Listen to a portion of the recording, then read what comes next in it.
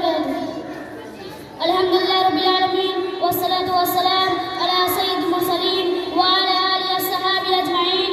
أما بعد فأعوذ بالله من الشيطان الرجيم. بسم الله الرحمن الرحيم. صدر اساتذہ کرام اور ہمارے دینی بھائیوں اور دور دراز سے آئے مہمان گرامی، آج کے اس پروگرام میں جس موضوع کے تحت گفتگو کرنا چاہتا ہوں وہ ہے حقوق والدین. کانٹوں میں جو ملتا ہے، سالوں میں جو پلتا ہے، وہ پھول ہی گلشن کی تاریخ بدلتا ہے.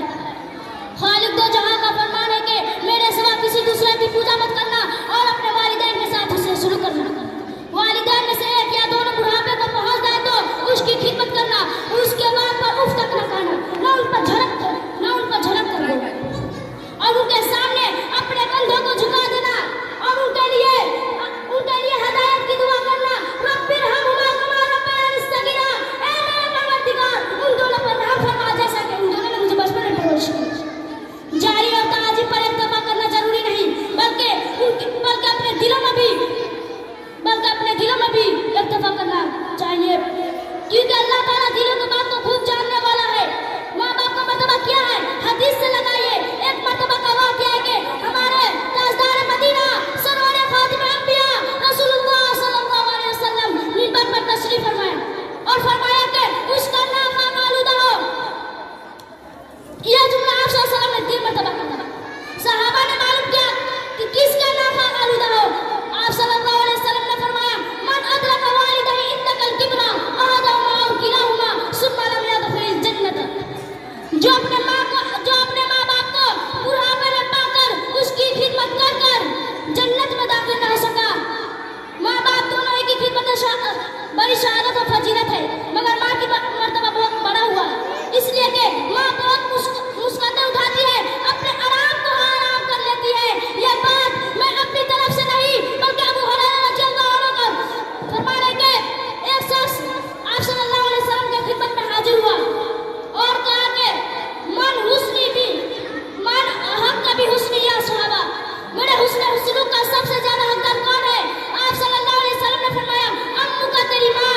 سائل نے پھر معلوم کیا ثم من، پھر کون؟ آپ صلی اللہ علیہ وسلم نے فرمایا امو کا تیری ماں. سائل نے پھر معلوم کیا ثم من، پھر کون؟ آپ صلی اللہ علیہ وسلم نے فرمایا امو کا تیری ماں. چوتھی مرتبہ سائل نے معلوم کیا ثم من، پھر کون؟ آپ صلی اللہ علیہ وسلم نے فرمایا ابو کا تیرا باپ. اس سے واضح ہے کہ ماں کا مرتبہ بڑا ہوا ہے، اس لیے کہ آپ صلی اللہ علیہ وسلم نے ماں کا تذکرہ 3 مرتبہ اور باپ کا تذکرہ 1 مرتبہ. جب ہم اپاہج تھے، اپاہج نہیں بلکہ اس سے بلا شمار اپاہج تھے، ہمارے گدا بھرنے کی طاقت نہیں تھی، اللہ تعالیٰ نے ماں کی گدا کو کاٹ کر ہماری گدا بھرتے تھے. پیاری امی جب کھانے کو پہنتی ہے اور ہم حرکت کرتے ہیں تو تکلیف سے بے قرار ہو جاتی ہے، کبھی چکر کھا کر زمین پر گر جاتی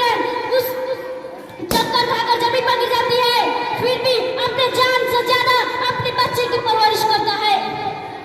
میرے پیارے بھائیوں، میں آپ سب کو ایک واقعہ سنا دوں. ایک آوارہ لڑکا تھا جو کسی لڑکی سے عشق کرتا تھا. اس لڑکی نے شرط رکھی کہ میں تم سے اس وقت شادی کروں گی جب تم اپنے ماں کا کلیجہ لے کر آؤ گے. وہ آوارہ لڑکا عشق میں کھو چکا تھا، بغل میں چھری تھے، لے کر گھر پہنچے. ادھر بڑھیا ماں اپنے بیٹے کی راستہ کھانا لگا کر بیٹے کی راستہ تاک رہی تھی.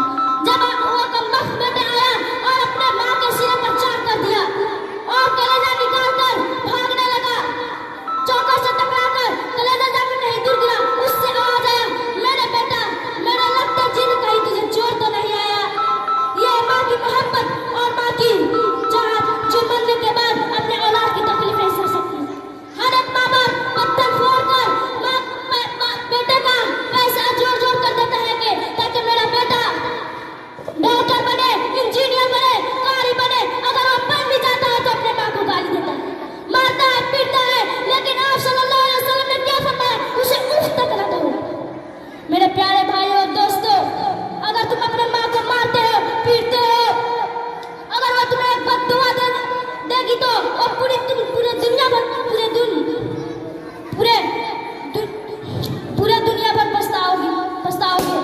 اس لیے اپنی ماں کی خدمت کر اپنے آپ کو جنت کا مستحق بنا لو.